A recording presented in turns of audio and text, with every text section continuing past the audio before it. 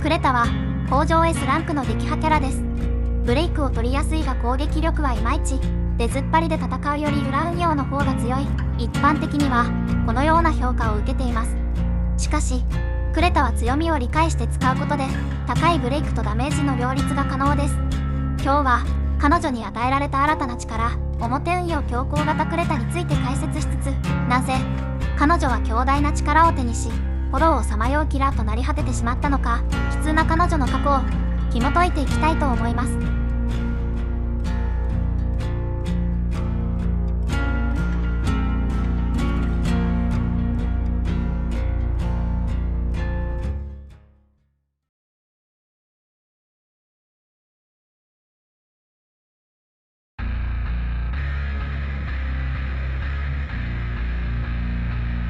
っていう茶番は置いといて、ここからは真面目に解説動画をやっていきたいと思います。ごめんな、サムネで遊びたかって。こちらが今日の目次です。はじめに強行型クレタの使い方と題して、このビルドの強みを4点に分けて解説。その後に実践を挟んだ後、最後にこのビルドの弱点、そして今後の課題について語ります。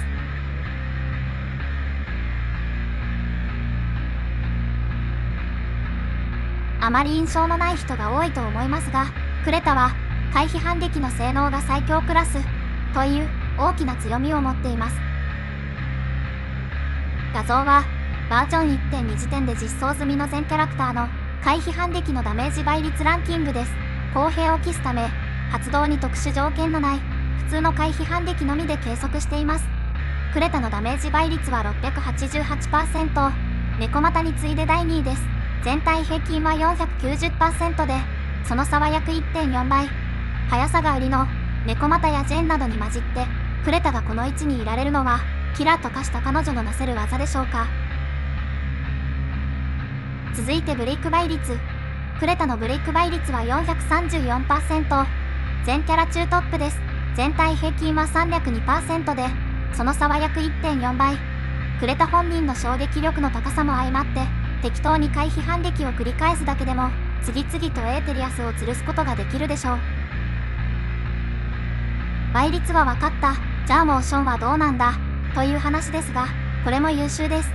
まず移動量がすごい。物理法則を無視した謎の推進力で急前進して敵に吸い付きます。回転攻撃なので効果範囲も広い。モーション時間もちょうどよく、そこそこの無敵時間かつ敵の連続攻撃を漏れなく拾いやすい。敵の攻撃が苛烈になるエンドコンテンツにおいて特にその強さを感じられるでしょう。悪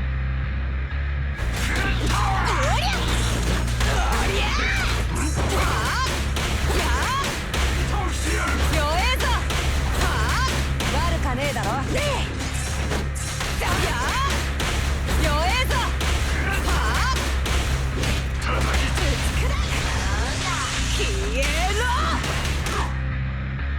まとめるとこんな感じ、まさに至れり尽くせりの性能です。そんな回避反撃ですが、裏運用だとほとんど使うことはないため、この強さを知らない人意外と多いのでは。ところでこのランキングは発動に特殊条件のない回避反撃に限定したものですが、せっかくですので特殊条件のある回避反撃を含んだランキングも見ておきましょう。ダメージ、ブレイクともに1位は安藤です。発動条件は爆発状態になる、かつエネルギーを消費する。ダメージについては時点にジェーンが食い込みます。発動条件は熱狂状態になる。その他下準備で自身の余ダメージに様々な自己バフをかけられるキャラクターは結構いますが、それを考慮するといよいよ測定が難しくなるので割愛。今回のランキングはあくまで下準備なく、ただ回避反撃だけを使った時のランキングということをご承知おきください。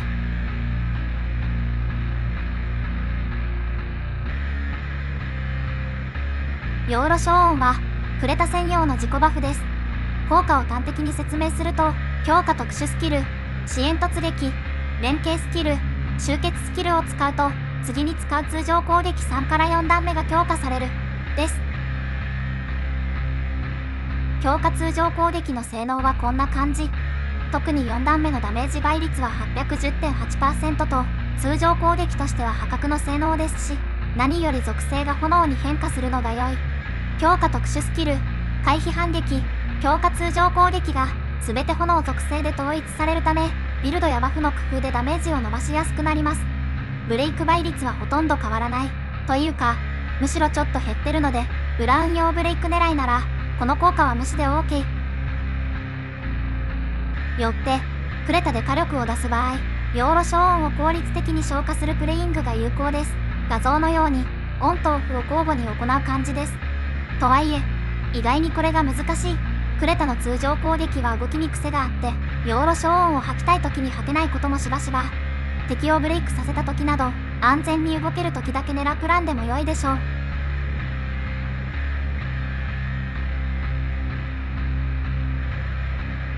大半の人はクレタを撃破キャラとして運用しています。もちろん強化特殊スキルを使う目的はブレイクを取るためでしょう。しかし、強行型クレタのコンセプトはダメージとブレイクの両立です。ブレイクを取った後は敵にダメージを与えなければなりません。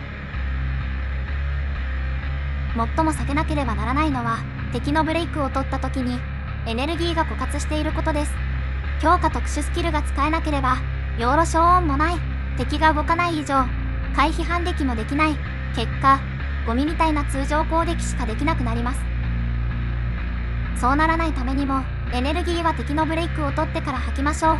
強化特殊スキル1回分ほど確保しておくのがおすすめ。敵のブレイクを取った時に、クレタの連携スキルが出るよう調整すれば、画像のようなコンボが確定します。これだけあれば、1ブレイク分の活動として十分ではないでしょうか。さて、ここまで聞いて、エネルギーを使わずにどうやってブレイク取るのと思う方もいるかもしれませんが、答えは簡単です。回避反撃です。敵の目が黒いうちは、つまり、回避反撃が狙い放題ということ、親の敵かのように執拗な回避反撃を繰り返し、エネルギーを温存したまま、敵をブレイクしましょう。もちろん、余剰分のエネルギーをブレイク前の敵に吐くのは OK。その辺は臨機応変に。ところで、ここで強化特殊スキルについても少し触れましょう。なんか色々書いてる説明は一旦置いといて、この技、シンプルに倍率がめちゃ高いです。打撃部分と爆発部分込み込みで、ダメージ倍率 1517.3%、ブレイク倍率 1553.3%、桁が違え。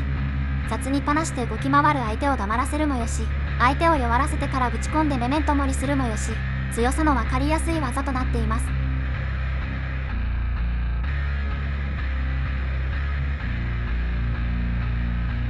今紹介しているビルドは強行型クレタです。当たり前かもしれませんが、ビルドは可能な限り火力に振ります。ドライバーは火力重視でウッドペッカーでしょうか。主力の攻撃が全て炎属性なので、演木も良いですね。ディスクロクのメインステは攻撃力がおすすめ、衝撃力には振りません。そもそもクレタのブレイク力は何もせずとも過剰なほどに高すぎです。表で運用し、ことさらに衝撃力まで上げてしまうと、ブレイクが早すぎて仲間のエネルギー回復が追いつかない、なんてことも起きがち。そういう意味でも、表運用強行型クレタでは、衝撃力を上げないことを推奨します。それでちょうど一般的な撃破キャラのブレイク速度くらいになるでしょう。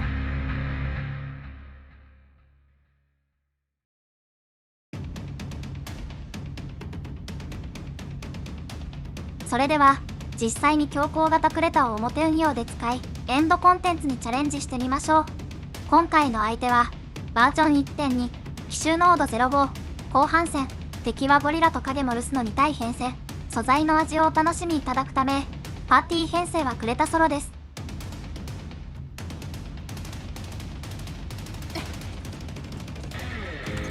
敵が2体編成の時は、HP が低い方を先に狙います。影モルスをロックオン。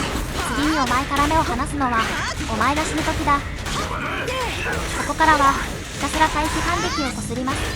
敵の動きが見えるよう2体をカメラに捉えられる立ち位置をキープ。通常攻撃は気休め程度に振りますが、メインはやはり回避反撃狙いです。強化特殊はエネルギーがオーバーフローしない範囲で適当に出していく感じで、エネルギーを1本残してブレイク。連携スキルで入って強化通常攻撃。回避攻撃挟んで強化特殊スキル OK。 影モルスは攻撃頻度が控えめなので基本回避反撃のトリガーにはゴリラのパンチを利用します。横合いから猛然と仕掛けてくるゴリラのパンチを力に変えて全て影モルスにぶち込みましょう。これでも食らいな。ゴリラがブレイクしましたが一旦無視。引き続きモルスを攻撃します。このまま HP を削りきれそうなのでエネルギー吐いてブレイク。ゴリラと力を合わせてついに難敵モルスを撃破しました。そしてゴリラとの対マンバトルがスタート。ゴリラは動きが読みやすくていいですね。戦っていて気持ちいい。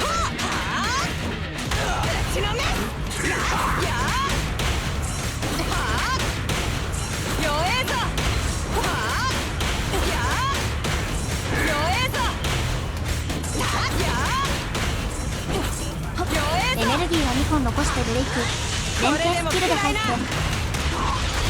強化通常攻撃集結スキル強化通常攻撃強化特殊スキル強化通常攻撃強化特殊スキル OK。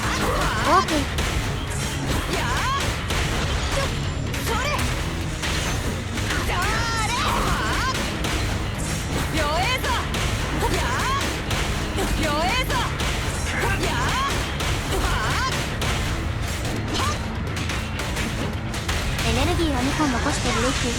連携スキルで入って強化通常攻撃強化特殊スキル強化通常攻撃強化特殊スキル強化通常攻撃 OK。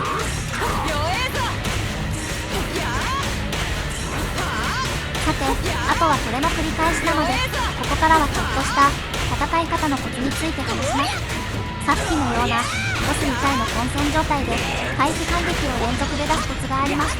回避反撃のモーションが終わる直前に次の回避入力を入れ込んでおくことです。ヒントリにボスが2回もいるとひっきりなしに攻撃が飛んでくるのでうまくいけば回避モーションが終わった瞬間に勝手に次の極限回避が連続します。つまりさっきまでの戦いは半分くらい考えさせています。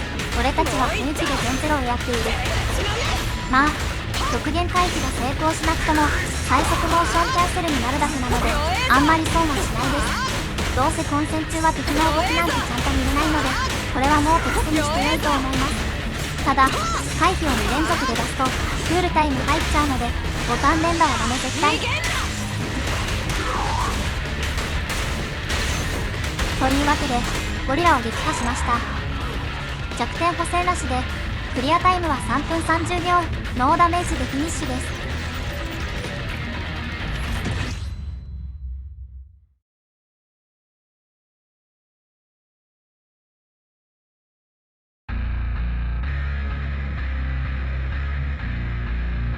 ここからの話題は強行型クレタの弱点についてです。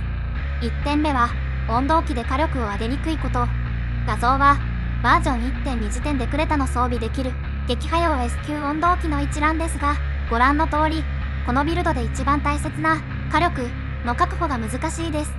上級ステは全て衝撃力アップだし、クレタ自身の持ち武器も表運用だと相性が悪い。強いて言えばライカンの温動機が養老小音の強化につながるため増しですが、回避反撃強化特殊スキルに効果がないのが痛い。強行型クレタにとってぴったりの温動機が実装されるかどうかは今後注目すべき課題です。クレタの主力攻撃は全て炎属性なので出ずっぱりが有効な炎ダメージにバフが乗る効果であると最高ですね。そこのグラさん、お前に1点だよ。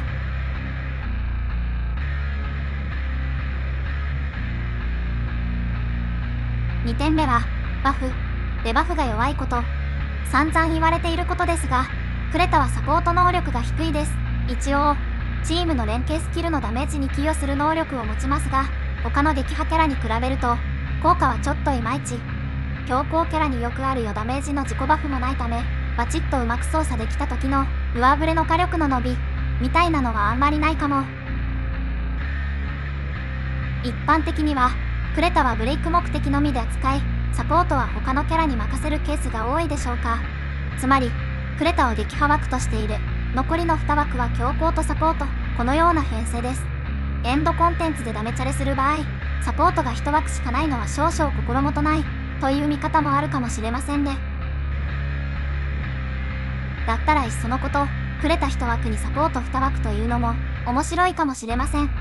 クレタ1人で強行と撃破を賄えているんだから、あと2枠はサポートでよくない。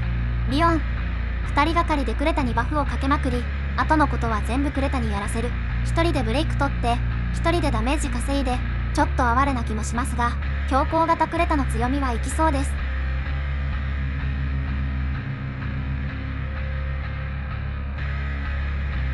最後にこれまでのまとめです。強行型クレタの特徴を一言でまとめると、オールマイティ、ダメージ倍率、ブレイク倍率、両方とも高水準、回避反撃が強いので高難易度ミッションで活躍しやすい。仲間への依存度が低く、こいつ一人で勝手に強いキャラ、そんな感じです。一方、サポート力が弱いのと本職の強行のような火力の上振れもないことから、パーティーに入れてもパラメータが尖らないのが欠点。完璧なパーティー編成とプレイングでクリアタイムを限界まで縮める、そういうプレイスタイルには不向きです。どんな難局に放り込んでもそこそこ戦果を出せるやつが欲しい。一人で何でもできるキャラが欲しい。っていうか、ソロキルチャレンジしたい強行型クレタはそんな人におすすめできるビルドです。